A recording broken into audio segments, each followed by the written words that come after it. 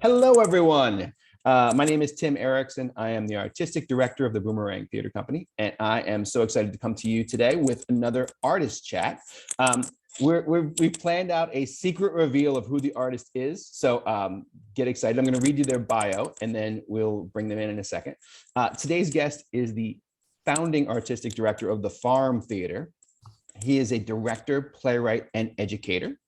Our guest was the Humana Visiting Scholar and Artist in Residence at Center College. As a director, he has been awarded a New York Innovative Theater Award for Outstanding Direction, New York International Fringe Festival's Overall Excellence in Directing, and Best Short Film at the Milan International Film Festival for his film Hand Over Hand, which he wrote and directed. His solo show on suicide awareness, Hope You Get to 11, or What Are You Going to Do About Sally, was awarded Best Solo Show at the Planet Connections festivity here in New York City. His plays are published with Dramatist Play Services, and he is the host of the Farm Theater's Bullpen Sessions podcast, as well as being a member of the infamous, remarkably successful, and hero theater companies in New York City, the Labyrinth Theater Company, and a lifelong Yankee fan. We're both baseball fans, so this is going to be fun. Please welcome Padraic Lillis. Hello. Hey, Jim. Wasn't that so fun? It actually was fun to be off camera to hear that. On camera, you're like, how are you doing, my friend?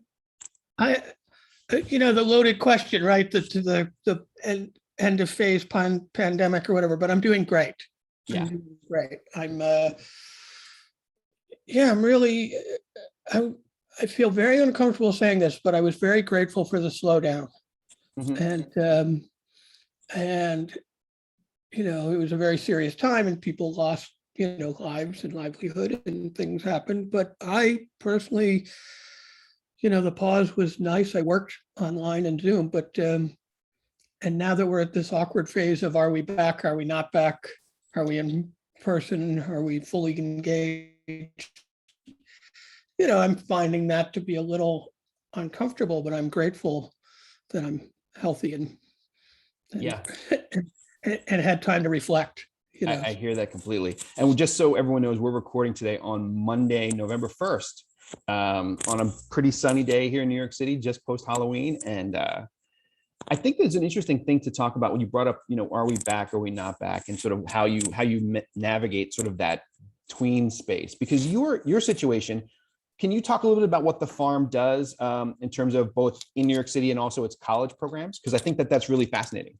Yeah, the college we do the Farm Theater cultivates early career artists. Our main program is the college collaboration project, where we commission early career playwright writes a play that is produced with multiple colleges throughout the academic year on their campuses, and then it starts in a 3-day workshop, non-public in New York with New York actors, and then it culminates in a reading and a public sharing in New York, usually a week after graduation or so, because the New York actors are doing it, but we also invite 1 or 2 artists from the schools to be in part of it, and we try to keep it close to graduation so they haven't moved on with their life. This year, we did our most recent one publicly in October, Leah Romeo's play, Greek Tragedy. Center College was part of that, Wells College upstate. And we did it in October because we wanted people to be able to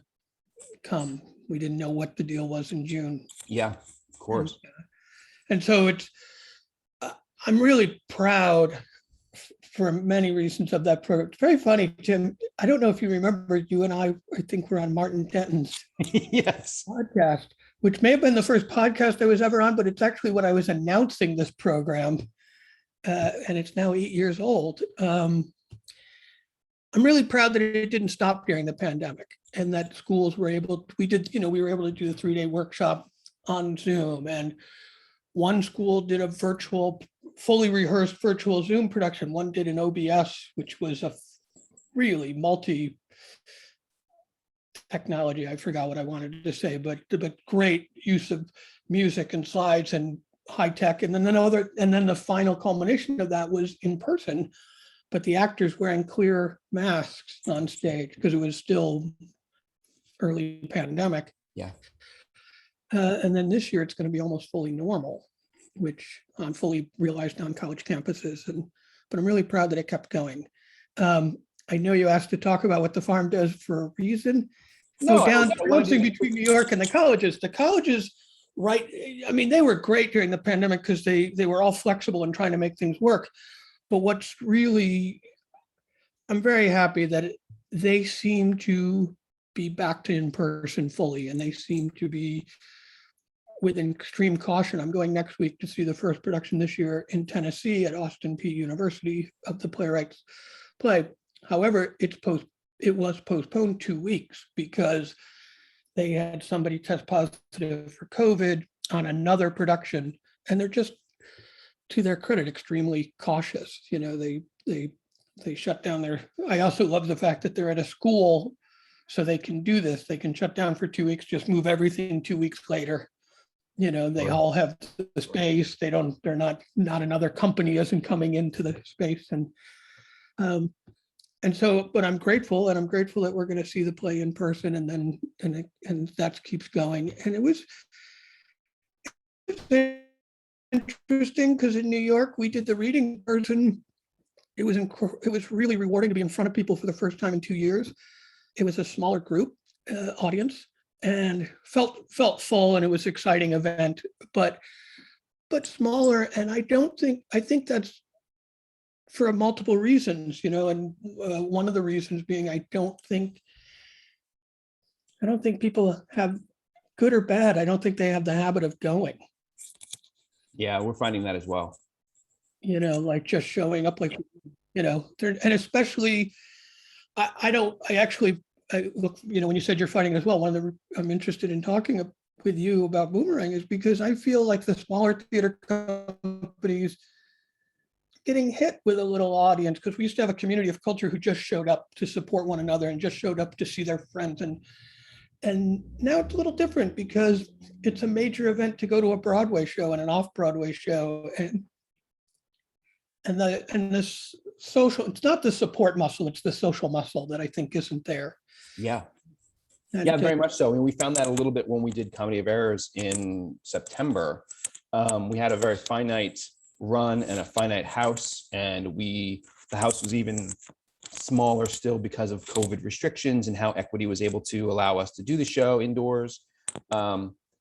And we sold tickets. You know, it was a free show, but people reserved tickets, and we reserved them all, and it went very quickly. And it was it's a big cast of Shakespeare, right? So it's going to have 13, 14 people in the cast, much different, I think, than a lot of new plays that are written today. Then people just weren't showing up. Now, there's an attrition, I think, that we always find when we have free things you give away, and then people just go, I didn't. But I think part of it also was whether it be the hesitancy of going to an in-person indoor event where you're going to sit with your mask on for an hour and 45 minutes next to someone, or if it was just the social muscle that you're talking about of what's it. I'm not as comfortable or used to just, it's a Sunday afternoon, I'm going to get on the train and go see a play. Like, I'm used to sitting indoors and, doing whatever it is, making sourdough or painting rocks or whatever you did. But no, I do. And I think it's the muscle, and I think it's the people reevaluating how they're using their time. But I do think it's this, for me, it's the major thing is social muscle, because I used to think, oh, that's how I see my friends. That's how I see my community is. If I go to 3 plays a week, I'm going to see a lot of people. And I think it'll change, and I think it'll come back. But I think right now we're at a phase of, we have reoriented ourselves socially. The joke sourdough is part of it, and Netflix is part of it. And my big event isn't getting on the subway, it's going for a walk in the park with somebody and talking to them. Yeah. Yeah, it's going to be interesting. We were just filling out the New York City Women's Fund grant, and one of the questions in all these grants is always, what is your marketing plan? What audience are you attracting, and how are you getting people to the theater? And I think that question has changed for me as this has happened, especially at this inflection point of coming out of the pandemic, with any luck, that how are we going to be able to get audiences, and what are our expectations, and what should they be of audience capacity, and what can a box office projection look like as you're trying to figure out how these things work. So, I mean, that's us from a fiscal standpoint. I think from an artistic standpoint, things that you and I have in common is, how do you get the work supported in a way that feels like people are, there's a crowd of people that are going to laugh at the joke, or people that are going to sit, forward in the tense moment, or whatever it is, that feels like the work that you're doing is rewarding enough to do it. Yeah. That's, I mean, it's still, I think the only part I have any control is such a funny word. I don't think I have control over anything. No. But is the quality of the work and the experience of making the work and the experience of creating it, and hopefully whoever shows up for it, will have a good experience, and that's the part I'm in, because I don't know the marketing part of it right now. And I sort of, I'm very proud of myself, I think it's the right word, because I've had a realistic expectation, setting goals through the pandemic of like, all right, we're not really going to be back until the fall. All right, things aren't going to be normal, in my opinion, until January, just because it's going to take a while for that momentum to move forward, while people have to be like on their third production before we actually feel the train of the industry moving. Yeah. And I say that I'm proud that I'm setting those expectations, because, or proud might be a weird word, but when I get discouraged or depressed, I have to remind myself like, oh, right, you knew this was coming. This is normal.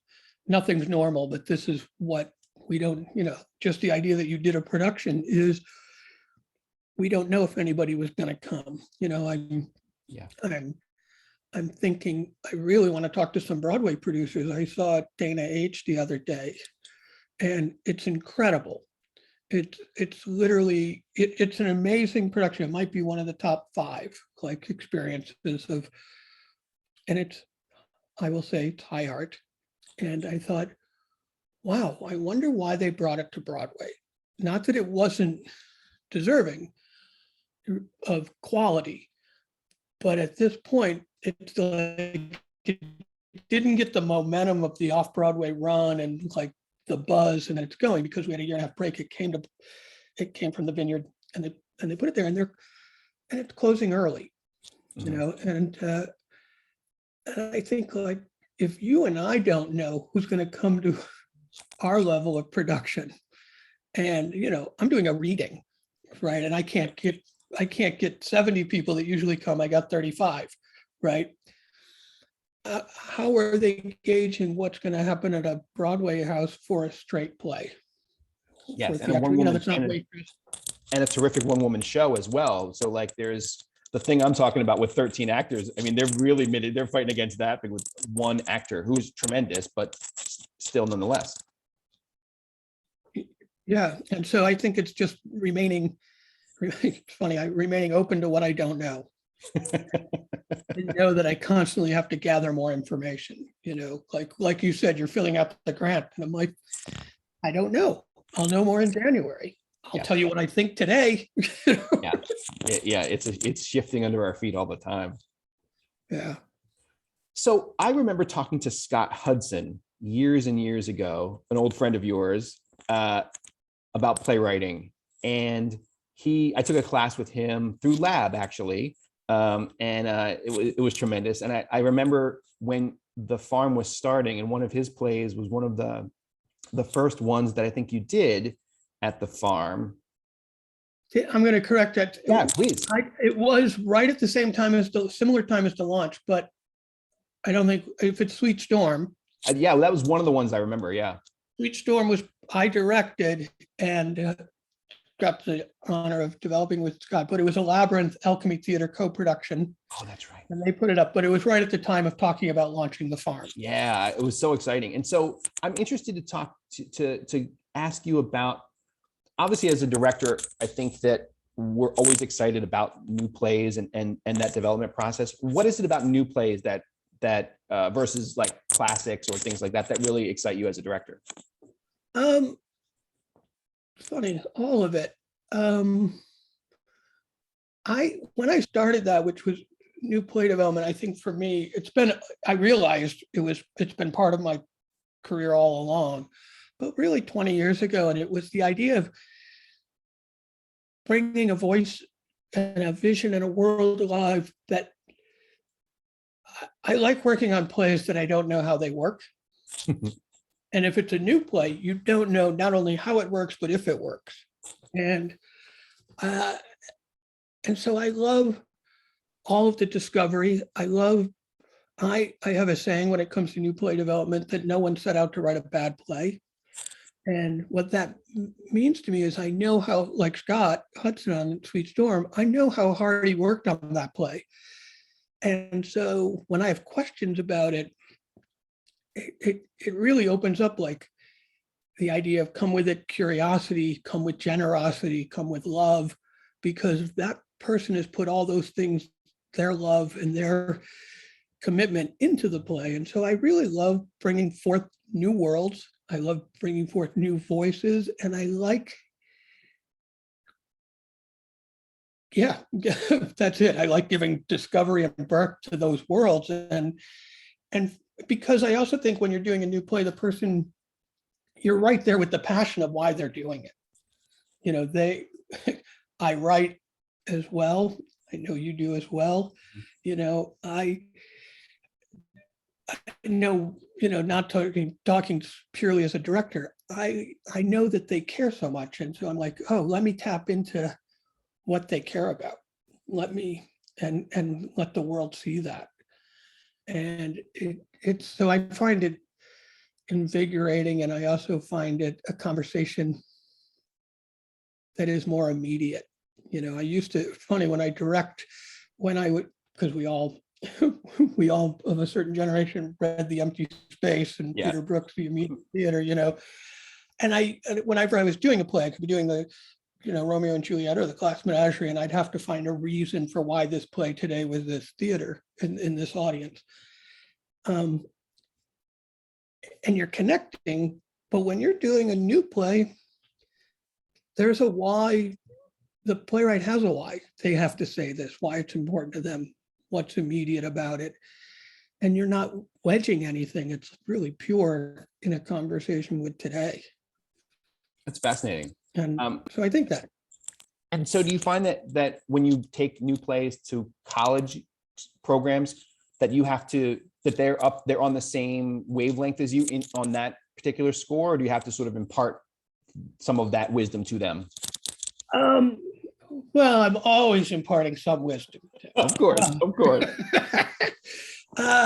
No, what I love, actually, when I started that program of bringing plays to colleges, my instinct was not wrong. This will be great for the playwright. Mm-hmm. And any play that gets produced through production will be stronger because you've seen your play fully realized a couple of times. I underestimated the miracle grow that it is for students, because seeing their voice impact the development and outcome of the play, you watch them immediately realize the impact they have as artists. And so that part of the program is always rewarding, and it's great to watch them get engaged. The immediacy part, one of the things that we pick for the play of the College Collab is something that undergraduates would be interested in developing for a year and a half. Like, we did a play that came out of the program as John Proctor is the Villain, which is about growing up in the Me Too era. And they were very invested in that and had strong opinions. And they immediately, whenever they can be in dialogue about a theme of a play, the idea of a play with a playwright, no, it doesn't take any wisdom. They're right there. They're right there. They're so excited because they've also, most of the colleges we work with are not in new play centers. They're not in Chicago, New York, Minneapolis, something like that. They're smaller liberal arts schools for the most part. And a lot of the times, it's the first time they're working on a play that didn't come bound. Yeah.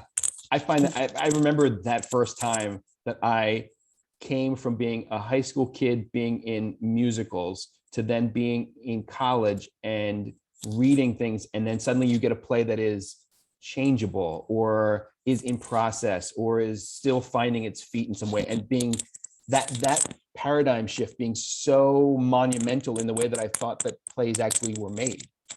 Yeah, and the idea that you could say something to a playwright and they'd be like, oh, that's great. And then you see them make the change.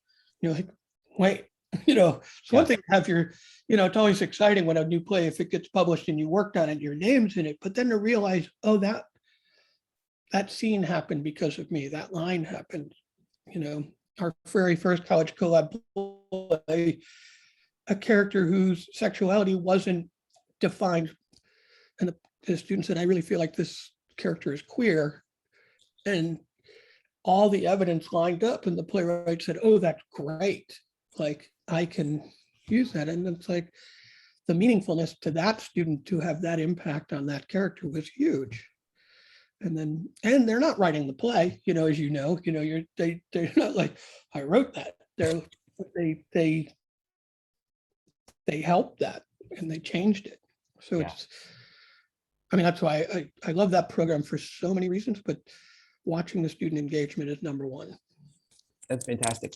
You talked a little bit about the projects that you select for that particular program and finding things that you think will be engaging to a predominantly, I would assume, undergraduate level. Yeah. Right?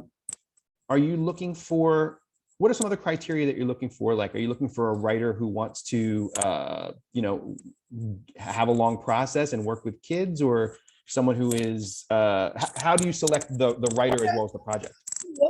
What we're doing is we look for a playwright that's had at least 2 productions, somebody who's ready to take that next step in their career.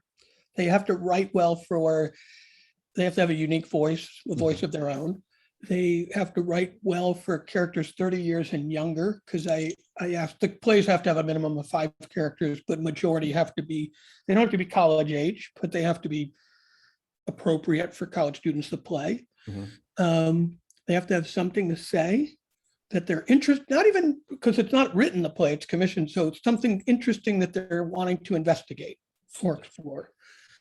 And then that unique personality that is, I want to say 2 things. So that unique personality where they're willing to work with students as equals and yet still have the sensibility to be a mentor. It's an interesting balance, because when they're in the room with them, they're collaborators, but also at some point they might have to teach them. So that personality is something that's key. And then the thing you said about the long process is, it's a big thing, I talk to the playwrights when we do this, and I've learned more now that we've done it 8 years, each time to say, like, really take advantage of this process. Meaning they all want their play to be good. But what I've learned in the second half of doing this is take advantage of learning what you need as an artist. Oh, in this first production, I need to make sure that I'm around the table and I get these lines. Oh, I need to see this on its feet. Oh, I need whatever it is. I need improv, and because my goal is to develop the artist. And so I want, the play is going to get developed, but I want the artist, when they come out, to have a really strong sense of who they are and how they work and what they need, so that when they go into another opportunity that's not going to be a 1.5 years long, that might be a week long, they know how to advocate for themselves and ask for what they need. Which is a brilliant segue into you as the artist. So whether you're writing or whether you're directing, do you have a particular set of things that you need to sort of feel creative? Like, do you need to have a cup full of coffee on your desk and a particular pen? Or yes, the Yankees mug is not lost on me, believe me. Is it a particular setup and feel that you need to sort of start firing on all cylinders? Very funny. The writing part is the desk I need a lot for the writing, meaning I need to be able to go for a walk. I need to meditate. I need to be able to think and really get to the truth of what I'm looking at for me. And I need time, but then when it comes time to actual writing, I don't need anything but a laptop and privacy, Yeah. Before writing, I need a cup of tea and I need a baseball and I need 100 things before I write. But when I am actually writing, I just need quiet, and solitude. It's funny when some people are like, oh, I go to the coffee shop and I'm right. I'm like, I can't. I talk to myself. I get focused and, I pace a little bit and come back. But I'm at the laptop. The directing, but I need solitude and safety to write because for me, it's a very private. I think for a lot of people it's private. It's not special on that, but it's a very personal event. Directing, yeah, I need a good pen. I need a notebook. I need the same. It's an interesting thing because there's a lot of phases of directing that But when I think of the rehearsal room, I do have the fine ballpoint pen and a notebook and things that make me comfortable. But what I really need is safety. And what that means to me is I need to know that everyone in the room feels safe to create. And so I need a room, I need a space that I feel is safe, that's big enough to do the work, where the door is closed. I have learned, and this sounds, you and I fall in the world of indie theater a little bit. And so when I say that we need, you need support, you need the stage manager to make sure that the environment is taken care of. You need the security so that the work can happen and that people can feel safe enough to fully immerse themselves, not only to share themselves intellectually and emotionally and artistically, but to go at the work and be willing to be wrong. And it's funny, I have a habit, and I've always had it, of closing the door. And it's not like we're, got state secrets. It's just whoever's in the room needs to be trusted. Yeah. And I want, out of that trust, I want them to not only trust me, but I want to trust that we can try things. And so I've learned that I need support, and support looks like, stage manager. It looks like making sure that what's needed to do the exploration is in the room, that the space is safe and cared for, and that the actors are ready to work when we get there. And not ready to work when we get there, like just ready to work and able to, because I also think part of it for me is a little bit of socializing in that environment and talking and getting and knowing that we're building a friendship around building the work. And I also need a support staff because I need a stage manager to say, okay, let's start. And part of the let's start is because I know once we start working, there's until an hour and 20 minutes later, there's no turning back. Yeah. And that's going to transition the room. But I need that. That is the number one thing I think I need, is making sure that we have the support and the safety to do the work. When you're thinking about like whether you were trying to write scenes or whether you're trying to, come up with something creative in a scene that you're blocking or analyzing, do you find that you like to work late into the night, or are you an early riser, sort of like get up at the crack of dawn and before everybody else is awake and start cracking it out? I'm going to talk about the writing part first, because I thought about it. When I first started writing, I had to write at the end of the day because I became like literally the end, like 11 o'clock at night, because I became obsessive and I couldn't stop thinking about it. And like, I couldn't, if I wrote earlier, I'd be late leaving and I'd be pointless because I'd still be thinking about the scene. And now that and that was 15 years ago or so when I started. Now I write in the middle of the day, and I've gotten very good. I think we share some of this in common, because I run a theater company, so there's administrative stuff and there's things you have to do at different hours at nighttime, and I get tired. And I've learned that, like, block off 3 hours when I'm actually writing. I don't want to pretend I do this every day, But when I'm actually writing, block off 3 hours in the middle of the day where I'm just writing from like 11 to 2 Mhm. and treating that. And I find that I've gotten better. And both of those, if I'm doing 11 to 2, we'll say 10:30 to 11, I'll go for a walk and get a cup of coffee just to clear out the administrative stuff from running the farm. And at 2 o'clock to 2:30, I'll go for a walk to get rid of that I was writing. And then I'll start the next third of my, breaking the day into third. Yeah. Yeah, I know that process exactly.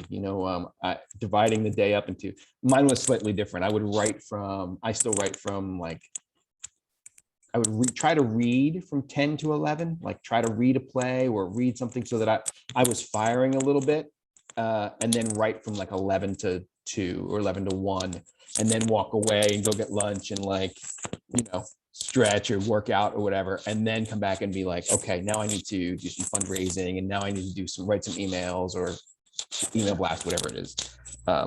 It is interesting because both parts are creative, certainly, but they're different creative, and they can bleed, but they maybe sometimes shouldn't bleed into each other, Yeah, and when I'm really writing, I say there's a difference between writing and really writing. Yeah, of course. When I'm really writing, it doesn't bleed. I need something to clear the space in the beginning and wipe it away at the end. And I also like that you said 11 to 1, 11 to 2. I forgot who I learned this from. But I heard from a writer, the idea of set a time and get in the chair. And for me, what I do is I set a time of 2 hours. If nothing happens in the first hour, I stop. If everything's happening after 3 hours, I stop, because I've learned after 3 hours, it's been diluted and it's not going to stay. It's just, I'm feeding off of momentum, but I'm not actually concentrated on what I'm doing. And I've learned that. And I think it's interesting too, we talk a lot about like writing versus real writing, right? Like whether you're pounding a keyboard or whether you're like really immersively thinking about characters and struggles and arcs and story and all these things. And that oftentimes can happen in the shower, taking the walk, whatever it might be, Yeah. Yeah. And when I say really writing, I'm in a play and I know I'm invested in the story. I'm not fishing around. I'm not, typing and hoping some magic happens, like, yeah, right. Hope an idea comes, it's like, no, I have a story, and it comes from, you're right. When you said directing, the writing thing is a schedule and a structure because it's specific. Because directing, when you're really directing, you're really in a room and you're really working with other artists, and you're on a schedule. And the only thing I'll say about that is I like to rehearse. I don't like to rehearse at nighttime.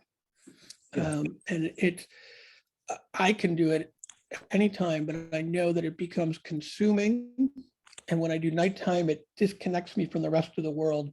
When I'm in rehearsal, I don't go to as many plays, but it's nice to be able to go to one or two. It's nice to meet people who aren't in the play for dinner, to find a way to disassociate. And I find when I rehearse at night, I just get locked into that world. My daytime doesn't afford you as much breakup. And I also think there's something for the actor that's better in their meditative time from rehearsal, between having a free evening before the morning where something happens that's different than when you're rehearsing nighttime. Yeah, for sure. I definitely see those differences when we're rehearsing in the day and we're rehearsing at night, and what what everybody is able to bring to it, whether it's, even if it's just the sunlight out and they came out from sunshine or what have you. So yeah, it's fascinating. And we do both. I just prefer one over the other. Yeah. Speaking of preferences, you and I are both very big baseball fans. So what do you think of the Yanks? They're the greatest team in the history of team sports. What do you ask me, Tim? That's a very good answer. That's a very good answer. I actually will talk about that a little bit. I feel very good about them. I think they have to make changes, But what I really wanted to say when I make the comment that they're the best team in the history of team sports is they bring me they bring me so much joy. And you know, and I think about it like, because it's a little obsessive, but I like the fact that I feel confident every year that they can win. And I have a joke, but it's not actually a joke, that theater is fucking hard enough. Like, I mean, I've been a lifelong fan, and I've been a fan since I was a kid, and I'm lucky that my formative years they won. But they've been to 11 World Series in my lifetime. They've been to the playoffs like 28 times. It's nice to know that this year was inconsistent and sort of unfathomable and unpredictable as to why it was inconsistent. But I think everyone who's a fan knows, like, oh, they're going to be better next year because they're going to make the changes to make themselves better. And so I like having that invested interest every year of knowing, like, oh, I have a shot as a fan. Yeah, it's funny. I talk to my wife all the time, and we talk about theater and we talk about sports. And I've made her I've unapologetically made her a baseball and basketball widow at times, right? So that she has to watch World Series games, and she has to watch finals games, and she has to do these things. And she does it without complaint, and that is why she's a saint. However, we do talk about this idea of like how sports affects the stakes that you put onto things when they don't go well, right? And I think that's something that I learned as a kid, because I wasn't a very good baseball player, but I was always playing, right? So every time that I hit a ground ball to third and it was thrown out at first very easily, I'm going to get up to hit again in 2 innings, and I'm going to get another shot at it. And so when I have a bad rehearsal, or she has a bad rehearsal, or someone's an asshole or whatever, in 2 innings, we're going to get another shot to do it a little bit better. And maybe we'll get a hit this time. And maybe next year we'll win it. And maybe, and that metaphor is something that has always been a part of, I think, of my life in terms of how to do things, all things. And it's carried over into art in a lot of ways. Yeah. And I can take this, and not to bore every listener, but I can. All 5 of them are going to really love this. The farm theater is named after the farm system of baseball. Mm-hmm. And it really was about cultivating an early career. And I think everything you said is true. Like, I remember getting asked filling out the NEA director's grant, like 3 influences, and Mark Lamos, who I assisted, and Peter Brook. And then I wrote about the Freddie Patuk, and the shortstop of the Royals in 1976, who would have been the MVP if the Yankees didn't win. And him sitting in the dugout dejected during the entire post-show interviews. And it was realizing, like, oh, everybody has a story. The story isn't just the hero, but it's also the person who lost. And when you approach directing, I learned that from watching sports. You don't have to, you're not a champion. It's the story isn't always the champion. The story isn't always the person who hit the home run in the bottom of the ninth. It's the pain of the person who didn't win. Yeah. And wanting to bring that to the work. Yeah. That journey and that idea of process, I think, is a big part of it. Yeah. So what do you have coming up next that you want? What are you smiling about? I was like, and it's the perfect game. And there's no clock, and you're never out of it as long as you've always got a shot, and all the metaphors that we can perfectly designed. When you talked about running to third, it's like, when you earned a hit, when you didn't, Yeah. What does the farm have coming up that you can plug, or you personally want to plug? Well, I'll plug our podcast, which you are going to be generous enough to be a guest on, and I appreciate it. Is wherever you get your podcast, the Farm Theater Bullpen Sessions. But I'm really proud of it because we're in our 4th season, and there's a lot of great conversations that have happened with working artists and how they got there, and them talking about things. And this year, our first episode, I started talking to 3 college students who were in a way, my audience, I thought, but I wanted to talk to 3 people who graduated in 2020 to say, like, how did you pivot? And they were so smart, and clear about what their experience has been, what they're going through. So I'm really excited to share that. And then the second episode is sort of a just under 30-year-old. My friend Madeline Barr is on it, and just to talk about how she pivoted. And it's great to hear, and then we'll get back to the regularly scheduled programming, but it was great to hear how people are actively working on this. And I was just impressed. So I love that. And then, so that's the number one thing to plug. And then the next thing is next week, I'm going to Austin P to Jake Brash is our college collaboration playwright this year. And he's doing a play. He has a play called Our Tempest, which is about people using the tempest as a framework to devise a play on global warming. And it's also a commentary on how effective is theater for advocacy. And it's a great, funny, brilliant play. And I'm excited to see the first production. Those are the two things that come to mind. I was thinking about my writing and where I am in the pandemic. And I'm also working with a group called Compass Needle that is commissioning audio plays. And I've written 2 for them. And I don't think they're coming out till the end of the year, but I'm grateful to have a commission because I write when I have something to say. And if I don't have something to say, I find that I do when somebody makes me. Yes. Put your feet to the fire. Yeah. Yeah. I'm coming to terms with the fact that I've been mad at myself. I'm like, why can't I if somebody gives me a deadline and makes me do it, all of a sudden I can, but when I'm alone by myself in this year, I'm like, I have nothing to say. Yeah. Yeah.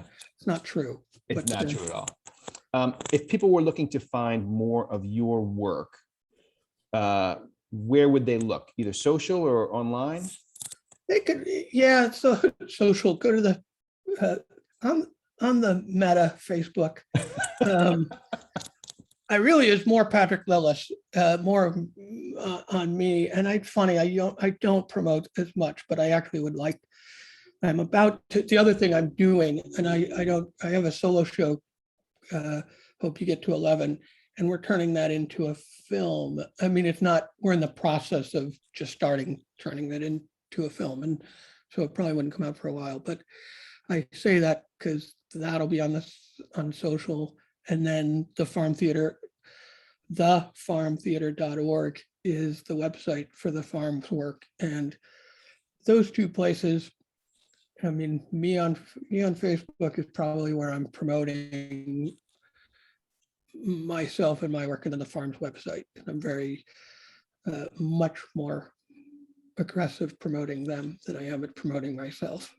We all are. I think I don't know why that happens, but it does. It's amazing.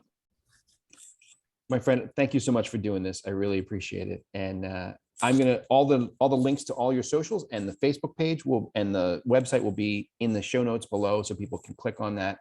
And I'm gonna give you, then I'll say also Padraic Lillis Instagram. There you go. I knew I'd get it out of you eventually. Yeah, well, it's funny because I also got better. The reason I say mine, the farm has it and the farm has both, but I've pretty much condensed it into one because it's easier to maintain, and I'm promoting the farm as much more than myself. Sure.